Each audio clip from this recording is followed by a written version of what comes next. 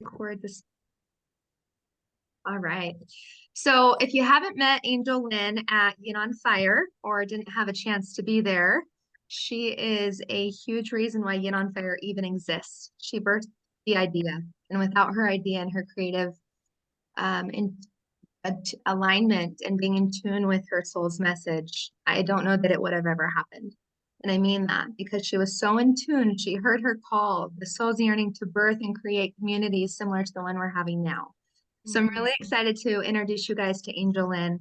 Her name is nothing shy of what she does in people's lives. She's the angel when chaos shows up. And she's the friend you wish you had years ago with lots of profound truth that actually comes from what she speaks. She also is just about ready to actually publicize her first book, which is so needed in this world. If you knew what her message was, it's going to transform humanity. I know that at a soul level. One of my very, very favorite quotes on the back of her book literally says, "From the outside, Angel Lynn's life looked like a crisis. There was legal trouble, health problems, a financially floundering business, a divorce on the horizon, and 5 young sons caught up in it all. But inside the storm of troubles, swirling gossip, and well-meaning advice, Angel was quietly experiencing a profound spiritual awakening."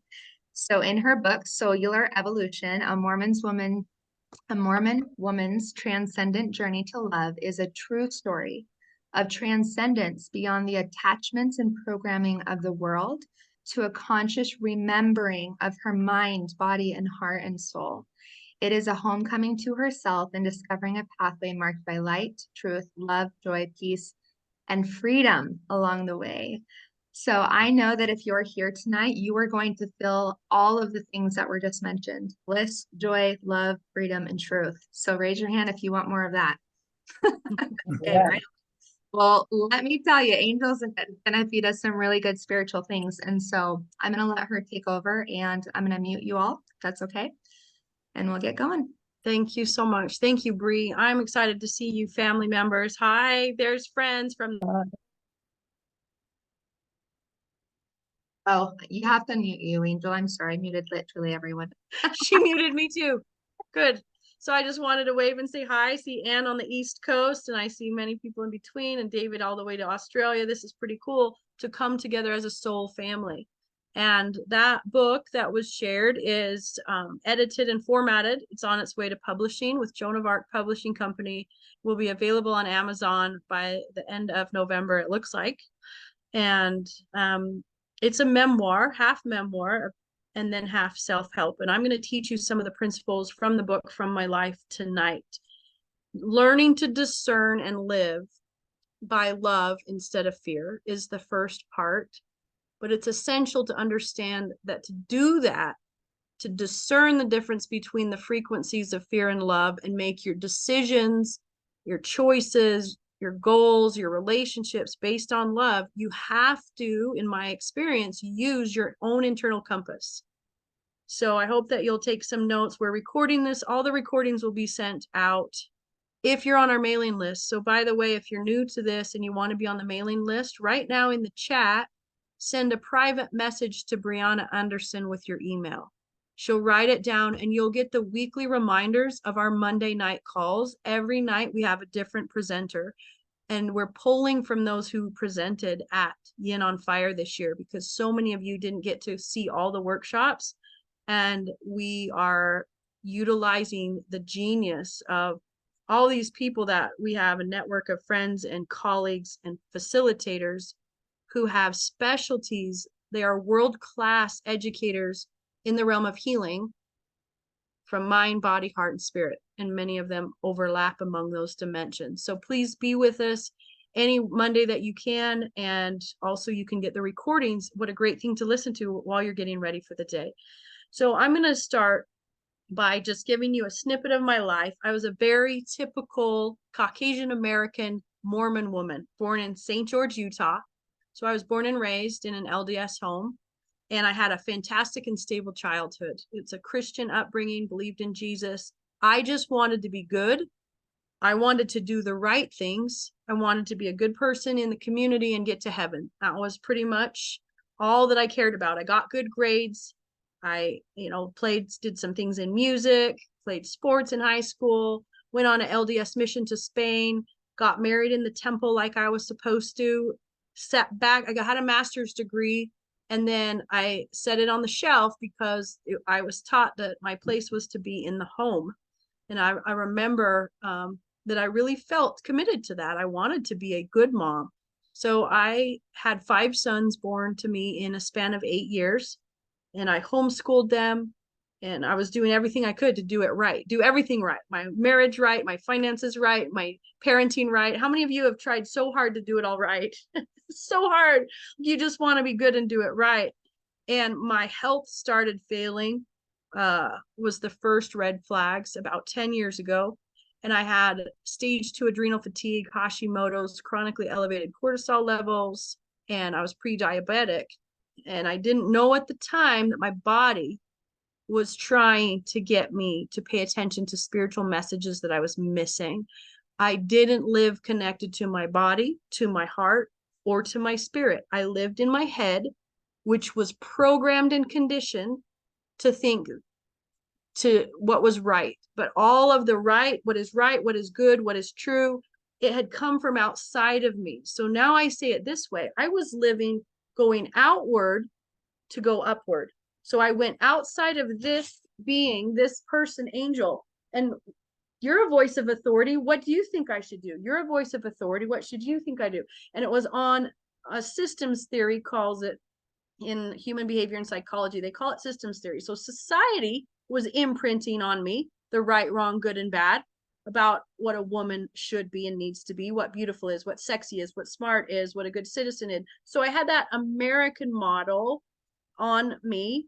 That's the macro layer of influence. And then on the meso layer, I had the community I was raised in, the religion, and my family. All of those added dynamics. They were people that I turned to of what should I do? What should I say? How should I be? What should my priorities be? Literally every day of my week was structured by an outside source telling me, here's where you need to be on Sunday. Here's what you need to be wearing. Monday night is this. Tuesday night, we do a youth activity because you have a calling. Wednesday, you got to be doing something with your kids. Thursday, like my life was regimented by sources outward, trying to get me upward, if that makes sense. And in 2016, here I was doing this homeschooling mom thing, super active and religious, serving in the homeschool community in our town. And I was married to an ecclesiastical leader for our church. And we were running a shuttle company together. So we were transporting people to and from St. George to the Vegas airport.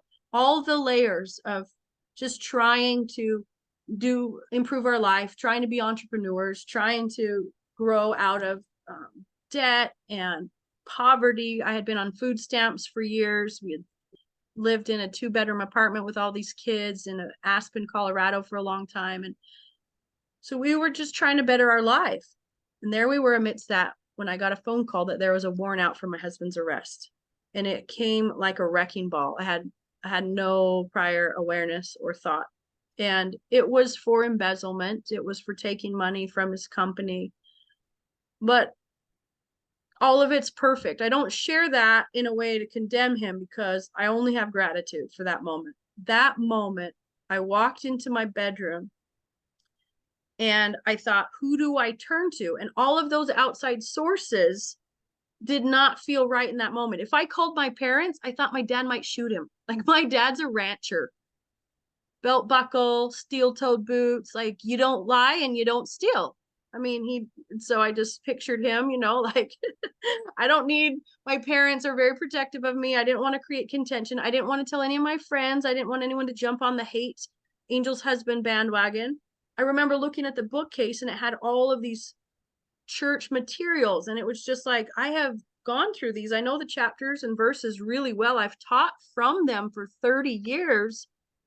And I can't think of a scripture or a verse that says what to do when there's a warrant out for your husband's arrest. And so in that moment, I just went, I got to talk to me, this girl. Like, I got to talk to her. And I just went into my closet and I was like, girl, we got to figure stuff out. Where do we go? And in that, if you've ever had an existential crisis, it means when everything you've trusted in suddenly dissolves and dissipates. And that's what I felt like.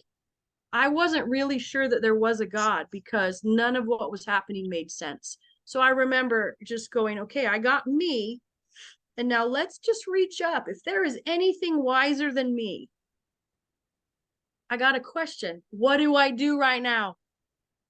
And many of you have heard this part of the story, but the thought that came to my mind was put chicken in a crock pot.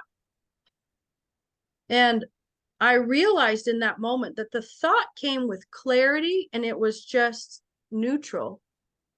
But my mind, my programmed mind was like, that is stupid. Like, we got important stuff happening here. Like you need something big. You need a big answer. And all of a sudden, I was taught so much in that micro moment that it's hard to even put into words in a succinct amount of time. I realized that for 38 years, I had been doing that, praying and reaching upward, and then systematically doubting the things that came to mind immediately because they weren't familiar. Hello, God's thoughts are not our thoughts. That came to mind. It was like, oh, but I was always looking for something that was comfortable, convenient, or familiar so that matched what I had been told from outside sources. So it had to match those outward sources that were getting me upward. If anything contrary came in, I would kick it out. I learned in that instant, if you're going to ask for wisdom greater than human thought, don't expect it to be comfortable or convenient. It's going to actually be awkward and uncomfortable and real stretchy. So that's what I call it now. These are real stretchy moments. Like, you want me to do what? But I pivoted in that moment. I just went, okay, if there is a God, let's do an experiment. So this is one of the techniques I want to share with you all. I don't claim to be a great science student. I never was that in middle school or high school or college. But now I am a spiritual scientist because I take things like these principles I'm sharing and I experiment with them so that I can know for myself. And that's my only hope tonight, is that you as listeners don't ever believe me. I don't want to just be another outside source that tells you this is true and this is true. No, just take it and experiment. So I experimented. I asked a source greater than me what to do next. And I was told to put chicken in the crock pot. Let's see what happens if I do that. And so I went into the kitchen, start putting the frozen chicken in, and I look over and there's my 5 sons playing in the living room. They have no idea that there's a warrant out for their dad's arrest. They have no idea that their mom is in shock. They have no idea. And who's going to need to eat dinner today? Those boys. And I was like, whatever that was, you're so freaking smart. Because I'm thinking about the big picture and there's still like daily coping survival skills that have to be managed. And I was like, all right. So that first time through, I experimented and I realized I can ask questions and trust. And the more that I practiced asking questions and trusting the initial answer, the more I realized when I am asking a question and trying to find truth to guide my life, the energy of fear will come into my mind right away and my physical body will tense. So it's very much like when I hear music that is not in tune, or they call it dissonance in music, when there's a clash. Think about this by just asking yourself, how do I feel when music is playing and either an instrument's out of tune or someone's singing off key? How do I feel in my body? I'm watching your bodies. Show me. What does your body do when something's out of key? You cringe, right? There's a cringe. My ear goes down to my shoulder, like, oh, shut it up. I can't hold this until it resolves, you know? Your body knows truth. Your body is a vessel of truth. It is telling you something is out of tune with truth. Now ask yourself, how does my body feel, or what does my body do when I hear music that is harmonious and perfectly pitched? Think about beautiful harmonies. Can you sense that your body relaxes? Sometimes tears want to come out, or you get goosebumps, or I feel hair stand up, all these different things. Your body is telling you this is true. And I believe truth and love are the same note. Just like if we were talking in musical terms or frequencies, truth and love are 2 different English words, but through my experiences, when something's coming from a source of love or it's coming in as truth, I get the same physical reaction. Now, this is a way you can do your own polygraph test. This is a basic lie detector test. Just like when someone's being interrogated and they're hooked to that machine and the physiological responses are measured, that's what we're doing, is start to tap into your internal compass. Your body is one element of your internal compass. You have a mind, a body, a heart, and a spirit. Those are the four pieces of your internal compass. And your body is one part right now that we're focusing on. A way to bring this into your awareness or application too is ask yourself, where do I feel it in my body when I'm anxious or stressed? Somebody put in the chat or feel free to unmute, but where do you notice in your body that you're anxious or stressed? Shoulders and gut. Kaylee says, very, very common. Jen saying her throat. Andrea says her neck. Dr. Shane could tell us, he's a chiropractor, how many people, where they hang on to it in their bodies. Or if you're any massage therapists out there, you could probably tell us, where do people get knots? That's just an awareness right there, that where you carry tension, I'm going to call it fear, the energy of fear. And where there's fear, it's fallacy. Fear is fallacy, error, lies. These are synonyms in my mind. Because if it is fear, there's something that's not true in it. Something that's not true. So I began to use this process of noticing that when I would pray to God or when I would ask a question, the very first thing that would drop in was inspiration. But as soon as it dropped, it was like sideswiped by a thought from my programmed brain that said, that doesn't make sense. That can't be right. Oh no, you could never do that. That would be awkward. You would make them feel uncomfortable. You don't have the money for that. You're too fat. You're too old. You're not smart enough. You're like all the time. So I learned that not only were those thoughts so different from a clear and steady thought hit with a doubtful, fearful thought, but also my body would change. When inspiration comes in, it's like, oh, that feels true to my body. There's that second of relaxation. My heart feels the love. And then all of a sudden that I let that thought attach and I start believing that second thought that's fear-based, and my body would get tense. And I was systematically talking myself out of trusting the divine.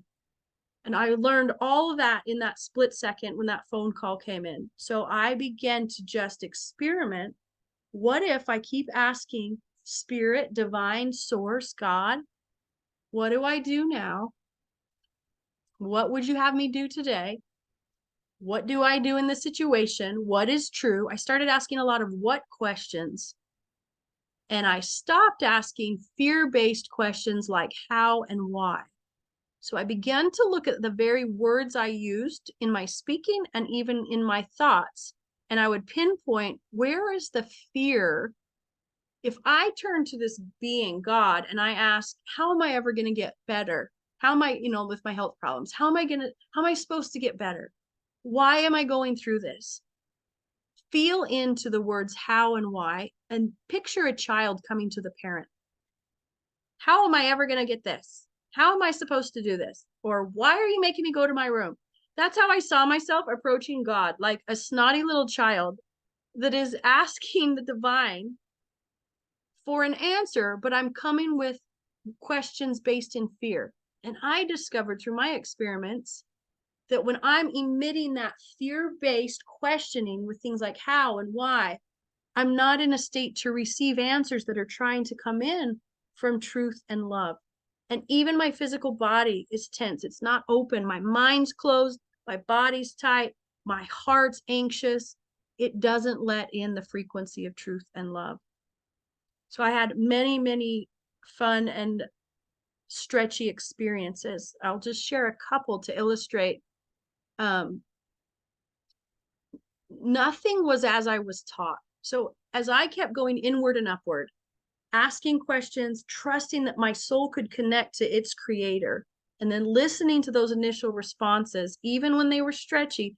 And this is where it gets kind of tricky, because would I have fear of acting on it? Yeah, but when I cast off the fear, and was like, okay, what if this isn't the end of the world? What if I offer to hug someone and it's awkward and we live through it? Like, what's the worst thing that could happen? When I would challenge my thinking, I was always brought back to a feeling of go with this, Angel, go with this. This is heart opening.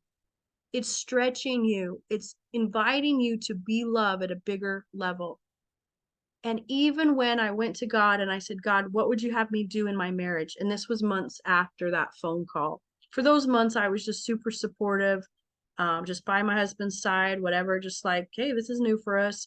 But when months later, I was like, what would you have me do? And the Spirit said, fire him from the business and tell him to move out and that you're filing for divorce. Everything in me pushed that aside because that was wrong and bad. A good wife who had been married for time and all eternity would never do that.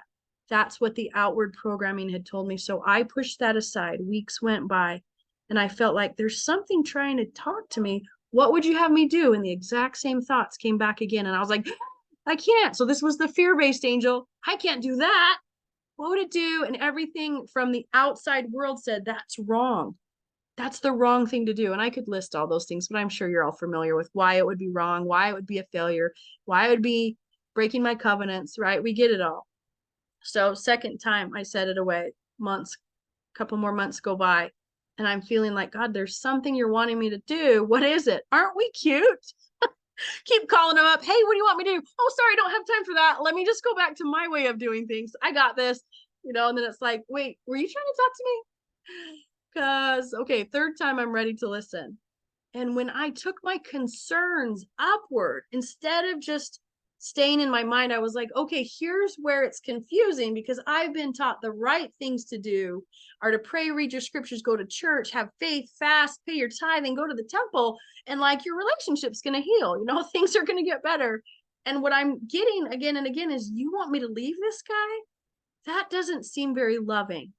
And when I asked to be taught, I was actually shown and told this: it's the most loving thing you could do for yourself and for him. And I learned in that moment that love is never one-sided. When the divine speaks to you and an impression comes from love, even though it's stretchy for another person, it's an act of love to break the drama triangle. I had been a rescuer in our marriage and created codependency. I was enabling. None of that is supporting this man in becoming his divine self. And so even though he wasn't thrilled with me saying that I wanted to separate and divorce, and he said to me, how can you do this to me? When I really checked in, I went inward and upward right in that moment. I learned to pause conversations and go inward and upward. And so I remember sitting in the car and he's like, how could you do this to me if you love me? And I'm like, good question. Let me check in with my source. How could I do this to him if I love him? The Spirit said, this is the most loving thing anyone has ever done for him. And so I spoke it. I'm being told this is the most loving thing anyone has ever done for you. And he comes back, how could that be? I need you now more than ever. So I take it inward and upward. Hey, how could that be? He needs me now more than ever. Literally, it reminds me of those movies where they have an FBI tap in the ear and people are going in undercover and they're like, hey, what do I say now? And they're just getting lines, that's what it feels like, because I was taking every thought in before I would speak it and trusting the answer. And when I said, how could that be true? The Spirit said, people keep bailing him out and he's never had to face the truth. And this is a moment of truth. It's the most loving thing. And I think it's hard for me to even verbalize. So I'm not sure how this is landing with listeners, but my whole body relaxed. And I thought, this is the most loving thing I could do for you. You've been living a lie and hiding and caught in this path of deception to the point where you're self-deceiving. We all live in self-deception in different moments and times and ways, but his self-deception was so great that it was the most loving thing I could do to provide a mirror of truth. Like, here's what's true. And right after I asked him to move out, I thought, I don't know how to be a single mom. And that phrase came in, I'm a single mom, and I started bawling. Why? because society says single moms, oh, that poor kid was raised by a single mom. You know, all of the wording, it's a heavy thing. It's a sad thing. I felt like poverty was going to be my path, and my poor children are going to come from a broken home. And all these words are coming in from the outside. And I felt my body shrink. And then I just said, God, what is true? What do you want me to do? And God said, I want you to get away from town. I want you to leave town, take some time alone. And I said, where do you want me to go? So those are two key words. What do you want me to do? And where do you want me to go? Those are faithful, trusting words that replaced my how and why questioning that I used to do in my prayers. What and where? It's totally faithful, totally like whatever's coming in, I'm going to do. So what do you want me to do? It was leave town. You need a refuge. And then I said, where do you want me to go? And it was a couple days later. So I'm just holding this query. Where am I going? Looking for evidence or signs or answers. And about 2 days later, a friend called and said, Angel, I just bought a home in Maui. I'd love to have you come visit me. And I was like, hot diggity dog, God's on my side. I'd never been to Maui. But I got on the computer and I looked, and it says round trip flight from Las Vegas to Maui is $590. And my heart sunk. And immediately I was like, there's no way. Here comes that thought, the fear-based thinking. I just filed for divorce. I've been a stay-at-home mom. I have no income. I'm selling my plasma to pay our bills. And I'm on food stamps and support from the church. And then as I attached to that thought, and I was like, yeah, that feels true, because there was evidence that those are true things. But can you feel that they're fear-based thinking? They were truthful, but they were fear-based. And so they started to cloud my connection to source. And then the next thought, I'm like, oh, what would my mom say? If she would say, like, you can't leave your boys at a time like this. They've lost their dad from their life, and now their mom's going on a trip. And then I thought, what would my bishop say? Wait a minute, you're going to Hawaii and we're helping you guys with food and rent? I mean, you can imagine these thoughts. And as soon as I started to attach to those thoughts, I felt this cold feeling, like I was in a cellar. That's the best thing I can, like, if you ever walked into a cellar or a walk-in freezer, like I got this cold feeling and I was like, what just happened? And the spirit said, you just disconnected. What did I do? And it was, you attached to fear. Like, you no longer can stand in the presence of God. Fear is the unclean thing that can't enter the presence of God. And I was like, oh my gosh, I start repenting of fear. And so that was the first time in my life I repented of fear. And now, literally, I don't think I have to repent of anything else, because if I repent of my fear, I never get that far down the path that I'm actually committing those sins that I used to be really afraid of. Fear is the first step down the path. Fear is the first thing that takes you away from truth and love. So I was like, I'm so sorry. Let me backtrack. Here's what you told me to do and where you open that up. And I'm just going to trust. So I went back, like, just to call it cleansing the energy. I didn't have that terminology then, but I just let it go. I'm like, I release all of that human thinking, and I'm going to back up, and I'm just going to trust you. Like, you've been guiding me for 4 months ever since that phone call came through. So if you want me to go away from this town for a little while, and from the kids and from the ex and all this, if you want me to go away and you've invited me to Maui, I'm going to go. And I'm kidding you not. This was Sunday night. Monday morning, my son brings in a stack of mail. I was so used to bills and collections notices and all these different things from my husband's dealings, that I see this letter from the commercial insurance company that insured our shuttle company. And I thought, how much do we owe? And I opened that up, and it said, Dear Angel Naivalu, you have overpaid in the last quarter. Here's a reimbursement check for $590. Do you remember the amount of the plane ticket? It was the dollar amount. And I remember someday I'm going to tell this story and people are going to be like, I don't believe it. This was back in 2016. So what would you do in a moment like that? When those things drop in, those little miracles, I just used it as evidence while I'm doing my experimenting, that I can trust this source. Whoever, whatever it is that's talking to me is telling me the truth.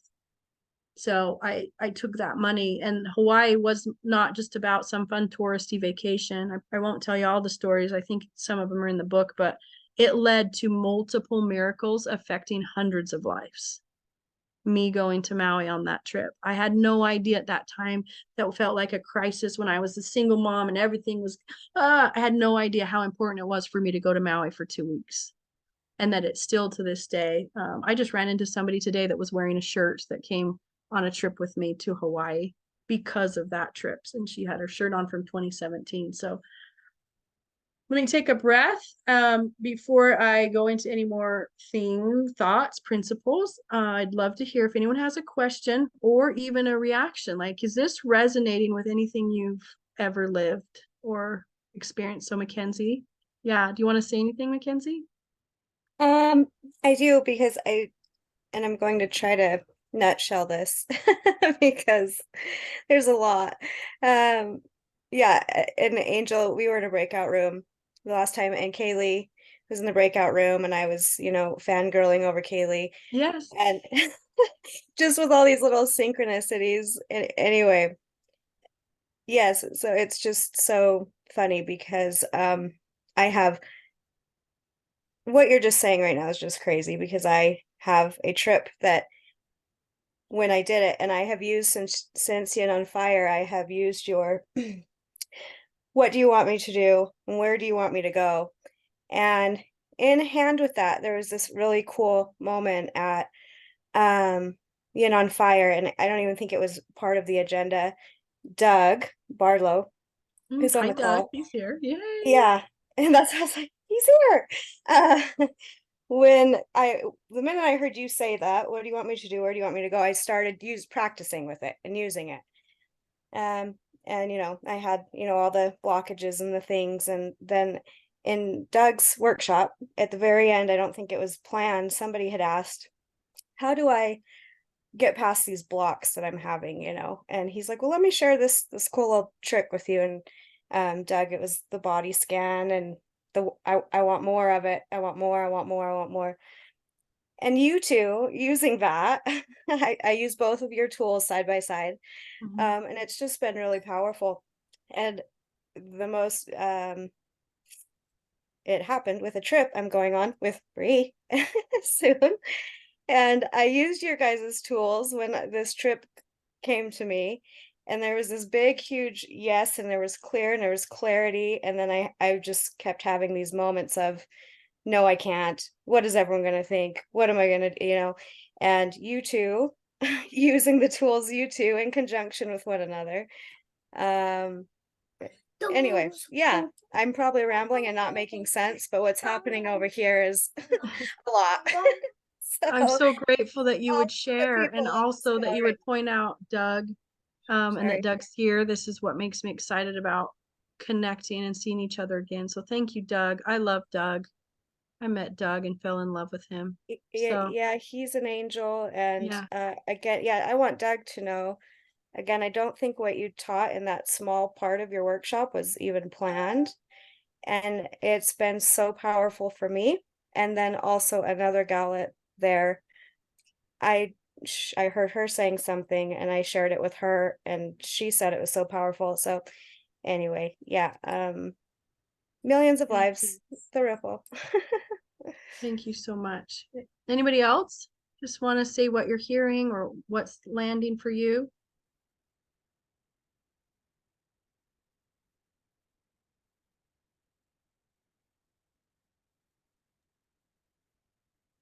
Angel, can I commentate and make one comment that's landing for me? Yeah.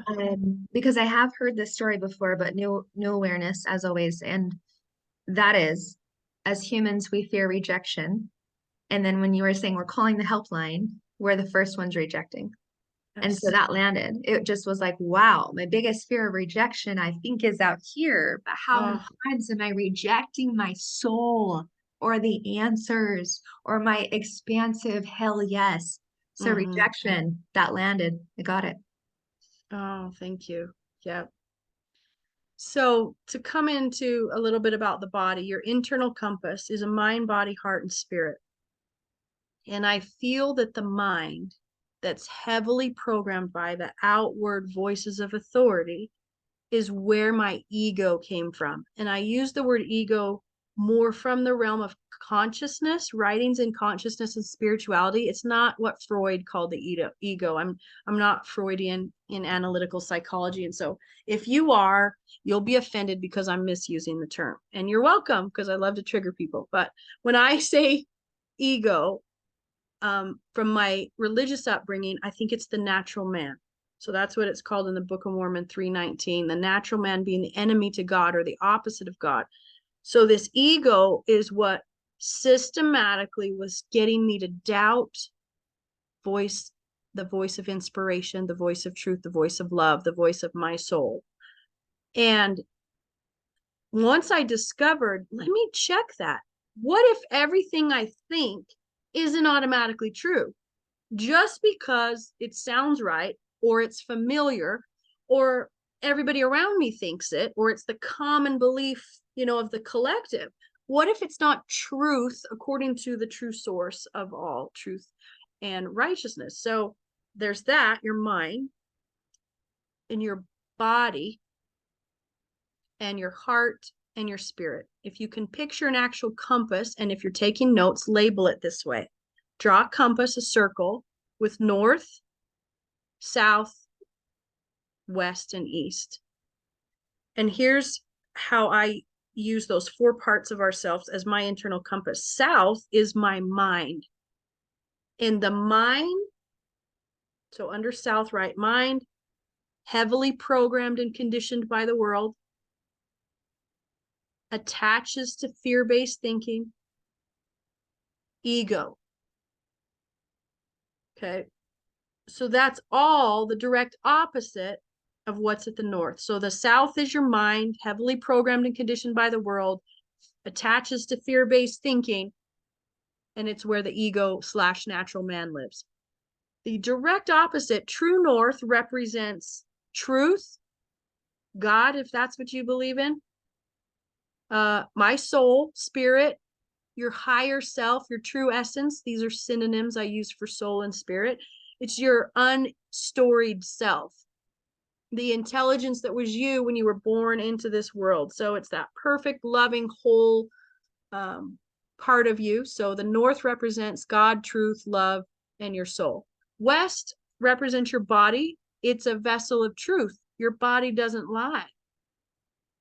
I love books that have helped me learn to listen to my body, like the Healing Questions Guide by Wendy Jensen. If you can type these in the chat, Bree, that would help. The Healing Questions Guide by Wendy Jensen. Wendy has an I, not a Y. Louise Hay's book, You Can Heal Your Life. The Body Keeps the Score. The author's name is a little tricky, but I'll just let Bree throw that in there. The Body Keeps the Score is a medical research-based book by Bessel van der Kolk, MD. There are lots and lots of other references, but these books helped me to start honoring this physical body. Now, look at what external voices have done to us. Most of us see the body as the enemy because society has programmed us to not love it, especially for women. I think women and men both have reasons why they don't love their body. It's not perfect, not the right size, not strong enough, not thin enough, not whatever. And so we have this fear-based relationship to the body. How do you receive the messages of truth coming from this miraculous vessel when you have a negative, or an what's another word, a contentious relationship with the body? So I had to cleanse that and start to say, body, I'm going to start trusting you, because if I can't trust my own body and my intuition, why am I outsourcing it to any other mortal? What gives them more right to have connection to truth than me? What makes them more special? That was kind of the query or the hypothesis that I began to experiment with. I want to learn how to use this. And then the heart is for emotions on our east on your compass. Now, understand that your emotions are going to match whatever you let be in the driver's seat. So if you're allowing the soul and source and God to be in the driver's seat, you're going to have emotions that are fruits in alignment with that. Joy and freedom. Freedom's a big one. I don't really use the terms positive and negative emotions because I don't believe that there are good, bad, right, and wrong emotions, but freeing anything that's expansive in love. But when you're lying to yourself or allowing fear to be in the driver's seat, your emotions are going to be anxiety, stress, fear, judgment. So emotions are tricky. They don't always tell the truth in my experience, whereas the body does tell the truth. The body will restrict when something not true is present, and it will expand and relax when truth is present. That's the most simple form. I could let Shane Harada talk for days and expand on all of these things from a physical, medical, what's the word? Anatomy. I almost said autonomy. Like Shane will blow your mind. And one of these times I'm going to have him on and have him teach. But this is the simple angels experiment, and it's really produced some fantastic results. So along with that, realizing that you have an internal compass, I no longer fear the ego and I don't try to kill it. I use it just like that. If you had a compass that you were trying to navigate a direction with, south is a reference point. So picture yourself in a car and that you're trying to drive true north. And all of a sudden your GPS says rerouting, rerouting, make a U-turn because you're headed south. You look at it and you're like, I'm going south when I want to go north. So I'm going to do a U-turn. And in my language here, I use the letter U, turn, or Y-O-U, I mean. So make the U-turn a U-turn. Turn back inward and upward to you. When your ego shows up, so when I have a fear-based thought, a judgmental thought, I just notice it and I'm like, hey, thanks for showing up. I call it my bitch voice. Just give it a name, call it whatever you want. But you start to know, like when I'm like, oh my, I mean, every day it shows up, y'all. I'm human. I have my mortal moments all the time. Like I'll walk downstairs right now. There's about 12 teenagers in the living room. If you can't hear them, they're there. And my human voice will be like, good grief. And this will be in my head. Has anyone, are you raised in a barn? Like, can you just put the trash in the trash can? Why are the sink? I get you food and there's dishes all over. But when I think like that, I'm like this. My physical body is tense. Everything in me. And I'm like, ooh, it's the bitch voice. And in even a moment like that, I will pause on the stairs midway before I speak. I used to be the mom that would come out and just speak, and I was angry all the time because things weren't perfect in our, how are we going to get to heaven if everybody was so damn disobedient? And oh shit, I just said damn, and then I said shit, now I'm not going to make it. Like that's who I was. But now I'll be midway down the stairs, I'll catch it in my mind and start to feel the tension it's causing in my body, and I just go, oh, there's the bitch voice. Rerouting, time to make a U-turn. If I were to pivot 180 spiritual degrees from where I'm headed right now and move away from fear, guilt, shame, and judgment. Those always seem to like to hang out together. And I just pause and I go inward and upward, source greater than me. If I were to operate from love right now, what would I think, feel, and do next? And the spirit will tell me that. I pivot to true north, and true north is like, it opens my spiritual eyes. Look who's in your home. You have this room of beautiful young people that want to be in your home, that want to hang out with your kids, that are finding shelter here, that have food here, that are laughing and having a good time. And like you let that in, and you know how your heart just opens and those tears come, like when you're listening to harmonious music? And I just run down and awkwardly hug them all, you know? That's sure as shit a good way to keep young teenage boys from coming to my house, is that I hug them and tell them how much I love them and that they're so fun. No, they keep coming back. They keep coming back. And when I live that way, I've learned to turn the volume down on the old angel that was so controlling and fear-based and unhappy. And I start to be like, I really like this version of me. And learning to turn to source and listen to the guidance that comes from a place of love and trust it and act on it with courage has been the number one thing that has brought me my worth back. When I struggled with not thinking like believing I was good enough and that I wasn't worthy of things, it was because I was in my ego. I was pushing, trying to live everybody else's standards and shoulds and expectations. I was never enough. That was the truth, because there's no end to that stairway to heaven. The spirit told me, Angel, that's your modern day Tower of Babel. Mic drop, Jesus. If you didn't catch that, get the book, much more explanation in that. I was building a modern day Tower of Babel. And when I never felt worthy. And when I learned to pivot, how could you, what on earth could make you feel more worthy than being able to pause, pivot, and say, source, guide me, and then to breathe and receive that answer and act on it. Like, you and source are best friends. That's the worthiest thing there is. And that's how I feel now in my life. I don't question my worth. Once in a while, it gets challenged, but it doesn't last long because I know in whom I've trusted. And since 2016, that pivot going inward and upward and learning to put fear as a reference point and turn to find out what is the most loving, truthful thing I could do or say in this moment, it has given me 100% of the time miraculous results. I'd like to wrap up there and open it up. If anybody has a question for me or a comment before we do breakout rooms, I'd love to hear anything that struck you.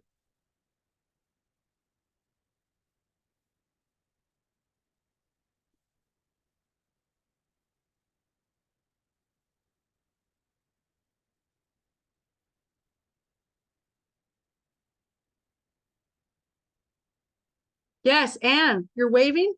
I hope you're waving. Oh, good. Unmute yourself, friend.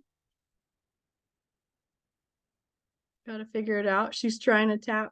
Okay. Yes, I hear you, girl. Operating from fear. That is what's striking me right now, how to try not to operate from fear. And you're saying, operate from love instead of fear. How can one make that shift from, I don't know if it's a quick thing or it's something I have to practice.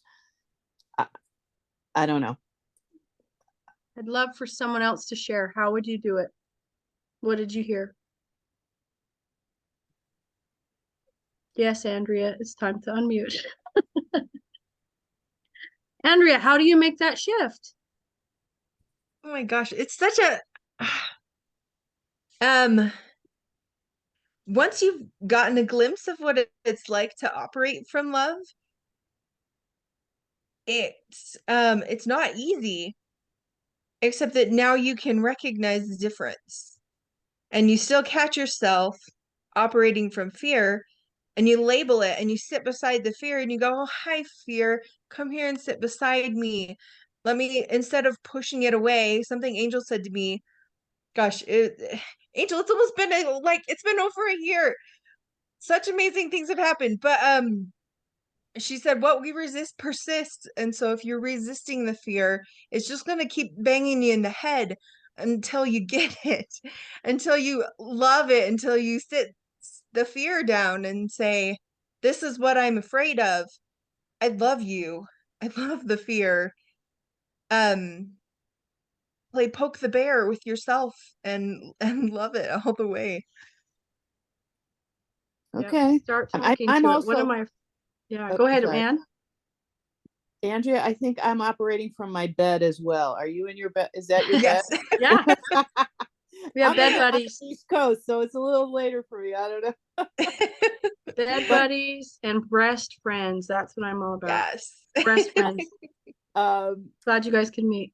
So thank you. Yeah.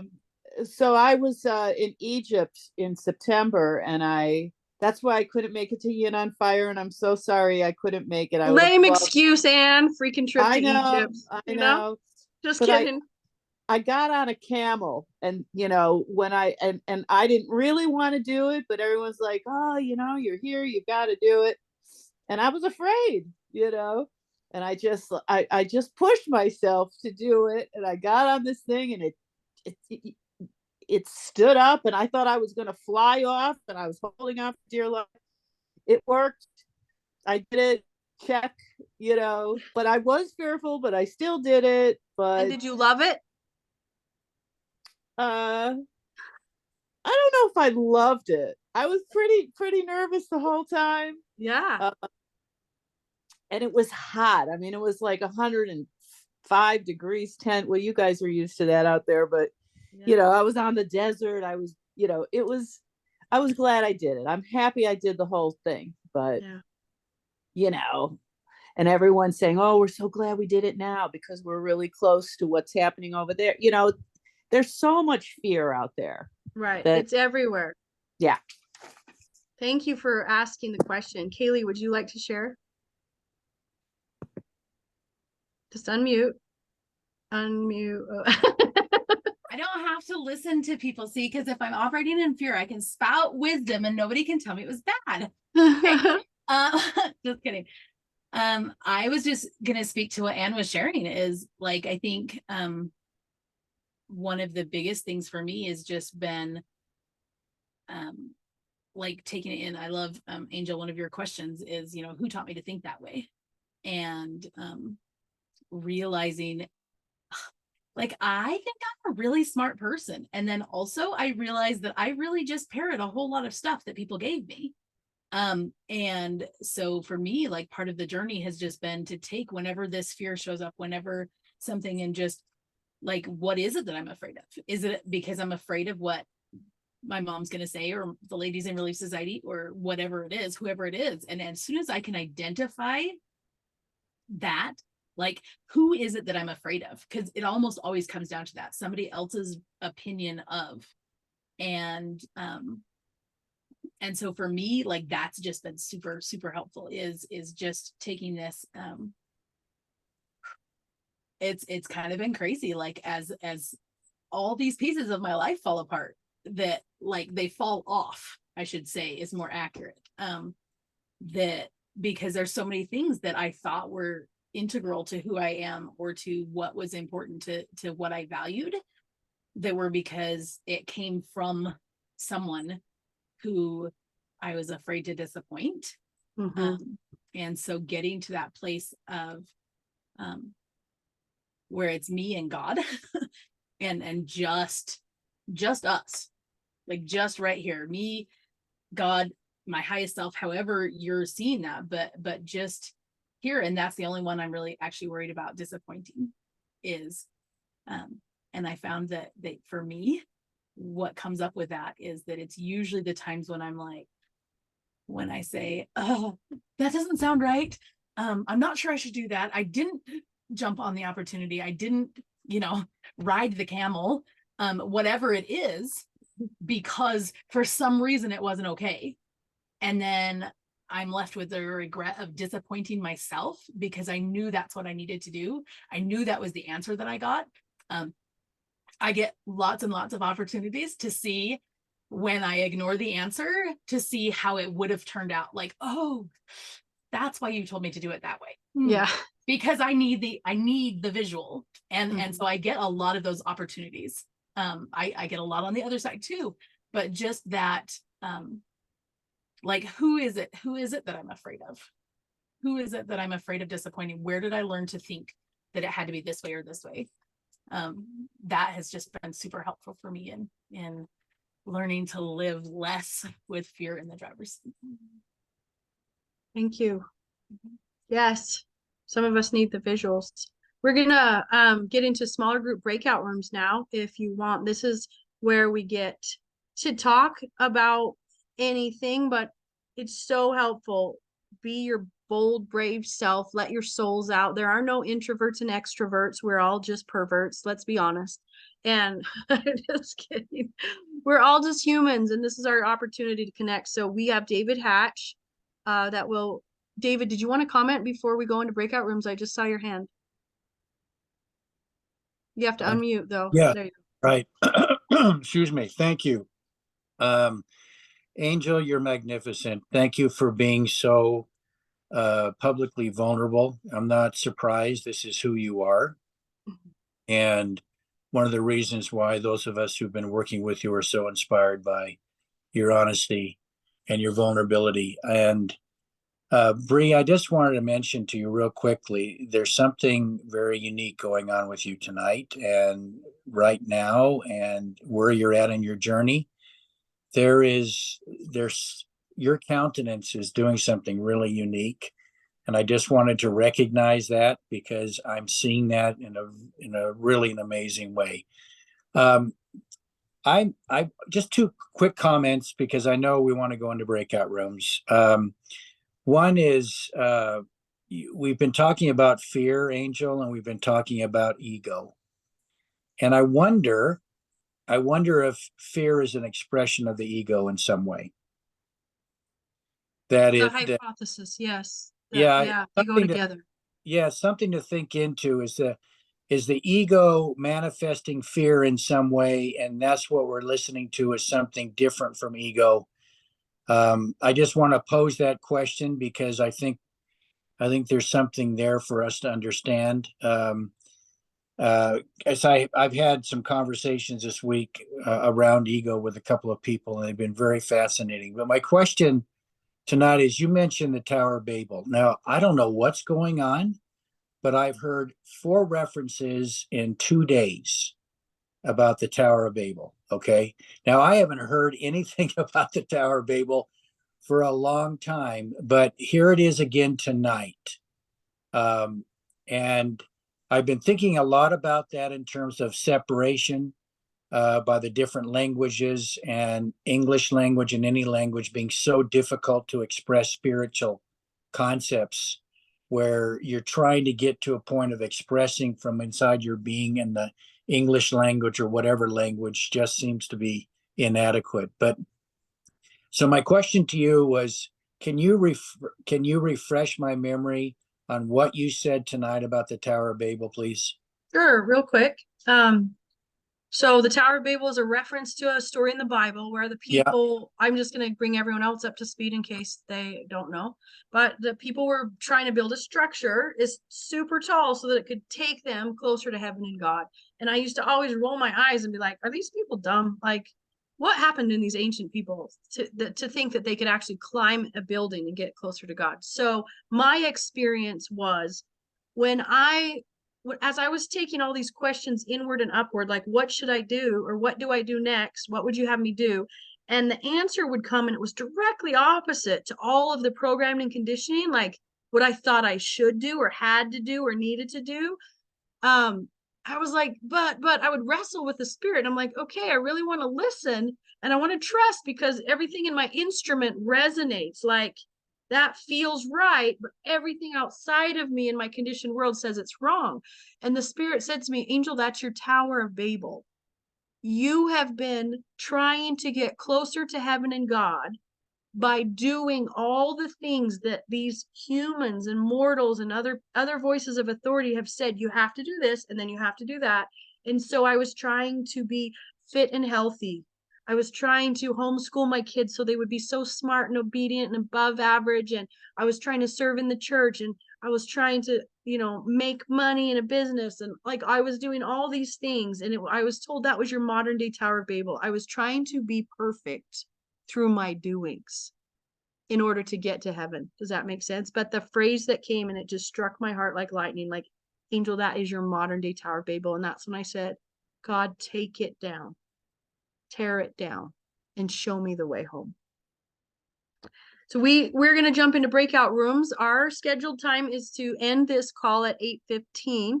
We have David as a breakout room host for any of you to get to know him. We would love to have you join David or Sal. Where'd she go? Wave your hand.